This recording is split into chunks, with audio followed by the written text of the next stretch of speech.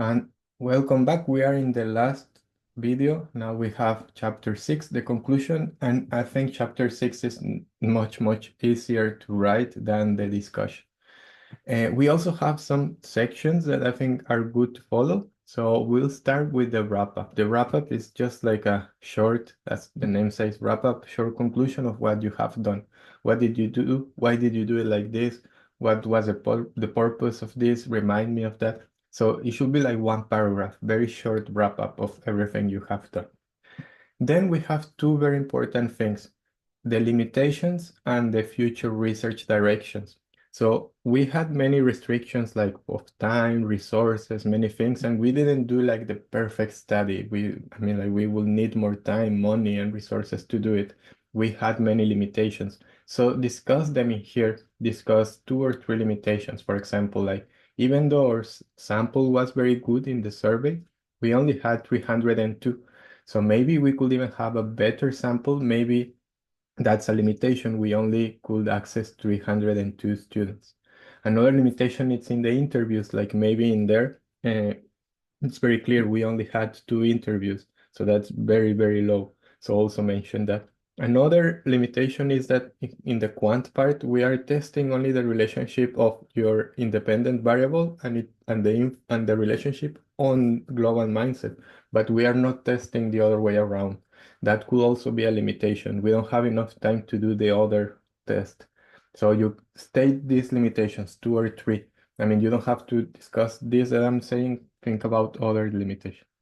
And another thing is that although it's about Sweden, most of the data came just from Jönköping, so maybe you could have more than that.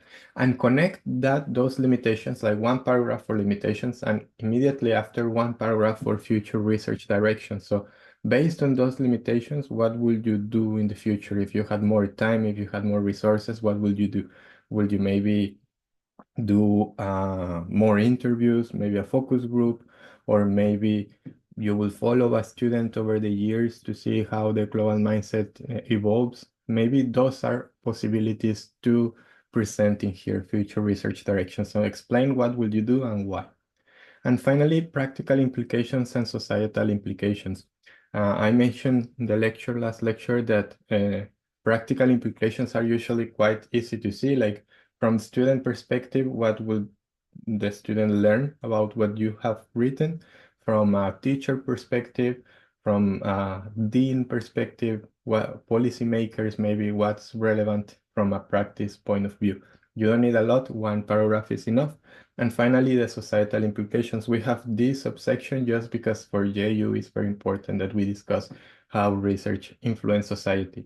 So maybe discuss the policy aspects, or maybe discuss how a better understanding of this on students will lead to a more kind of global society, how you can overlap the findings overall to society. So that's basically the conclusion. I mean, like in the end, it's like 5 paragraphs that are not that long. You don't even need many references. I mean, like 1 or 2 somewhere that you think is important to include it, but you don't need that much. Again, references are very important in discussion. But besides that, it's a bit less need for that. If you take a look at the good assignment, they start with a wrap up, actually quite long. Maybe you could make it a bit smaller. They had also a small sample. They discussed that. Actually, they discussed quite many limitations, future research ideas, practical implications, and societal implications quite short. And then they start with the references. And that's it. With that, we are done with the assignment. I think as you can see, the conclusion is quite easy to write. Discussion can be a bit difficult, and the findings, I think, is just that you put the what you have done in the workshops. The method chapter, I think, is quite long. You have to be very transparent and justify many things. It can be challenging. The literature review, I mean, it can be tricky to structure it, but in the end, it's only 10 articles, so you will manage. And the introduction, maybe it's also a bit tricky because you need to kind of update what's going on and the argument. Maybe you need to update because remember at the end, when you finish with the conclusion, go back to the introduction and check if everything makes sense. what you said was important. Was it really important in the end? Try to connect it with the conclusion. But that's it. That's everything for this assignment. Now, after you finish, just take some rest and then study, prepare your PowerPoint presentation, because then you will have the final seminars a few days after you submit. But that's basically everything.